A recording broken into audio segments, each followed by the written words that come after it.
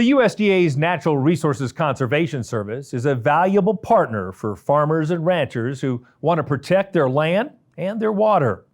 Let's see how the NRCS provided an Alabama family with the technical and financial assistance they needed to reach their personal goals.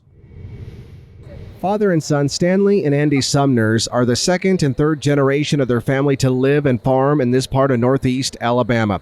And they've raised South Pole cattle since 2006, a breed developed by Teddy Gentry, who is best known as a member of the band Alabama. South Pole breed was developed by Teddy Gentry in the early to mid 90s, and he developed a cow that he felt was optimal on a grass-fed operation. South Pole is made up of Barzona, Hereford, Centipole, and Red Angus. It's a four-way composite.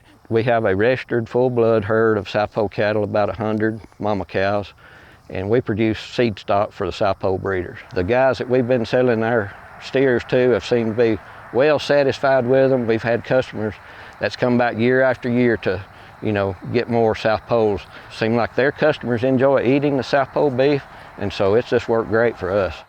The Sumners believe that properly managing their operations' natural resources, like the soil and water, contributes to the success of their cattle business. We want to make the wisest use of our resources. We absolutely don't want to destroy any resource or waste any resource. We always want to make sure it's sustainable, and what we take out, we be sure and put back into the land. And we want the land to be healthy, and soil healthy.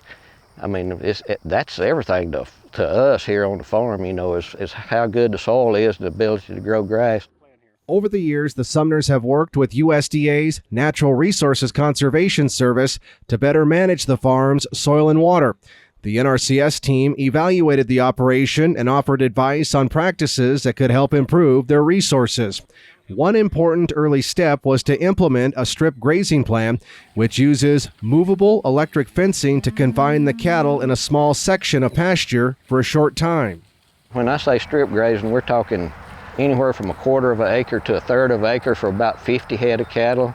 The way we do it on our farm, we turn the cattle end on that 1/3 of an acre, and we limit graze them. In other words, we're out there, and according to the depth of the forage that exist out there, we may allow the cattle to stay out there 30 minutes or 45 minutes, hardly ever an hour, but we just sort of watch. We want the cattle to eat about 1/3 of the forage out there, just that top third, which is very nutritious, and they enjoy eating that. And we move them strip by strip across the field, and within about 3 to 4 weeks, we're back to that original strip. And if we've got decent moisture and all, it's ready to graze again.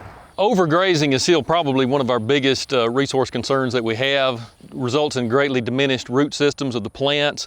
And so rotational grazing, even on some intensity scale, whether it's high or low, allows the plants to replenish their root reserves so they get more production coming back. They're able to recover better, and we have better infiltration from that. It helps to reduce compaction. It helps reduce runoff. And so we're improving our nutrient management as well as our grazing. We've seen now that with our grazing management practices and all, that we can make the soil better over the whole entire farm. I can come out here at any time and just we've done a little test with a rod, and I can push a rod down, 4 or 5 feet in the ground with just one hand. And that tells me that the soil is really good. I can come out here with a shovel, and the whole shovelful is going to have just lots and lots of earthworms, grub worms, and you can see the kind of the canals is what I call them in the soil. And the roots is down in there too. And that tells me that I've got some good soil. For a grazing plan to really work, cattle need access to a reliable water source. So NRCS helped the Sumners install water troughs and heavy use pads to help protect the land and to allow for better distribution of cattle within the pastures.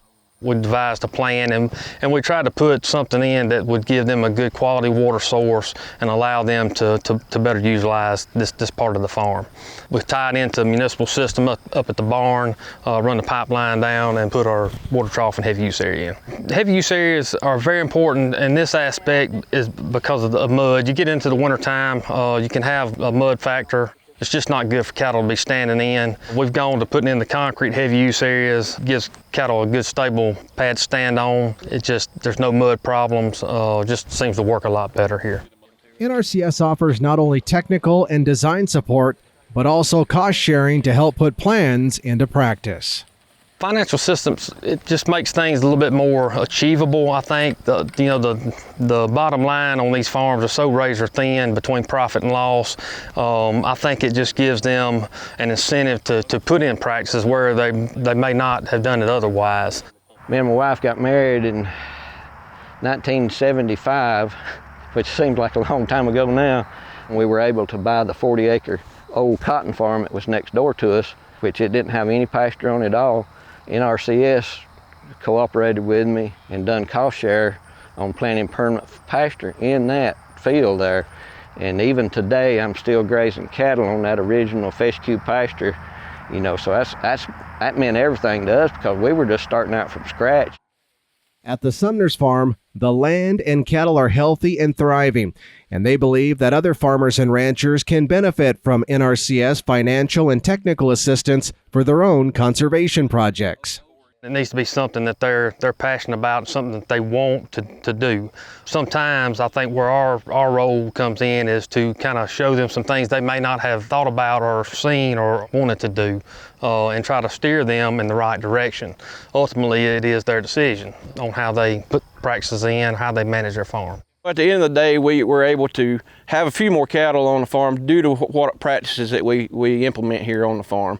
And in turn, that gives us a little bit more, return on the farm. They're willing to work with us. If we want something changed or do something different, they can come up with a technical type plan that sometimes I wouldn't even understand how to do it, but they have the ability to show us some different ways to divide up pastures, the water capabilities, and how to make it work with our grazing plan. So NRCS has been great to work with. Reporting from Alabama, I'm Russell Nimitz for NCBA's Cattleman to Cattleman.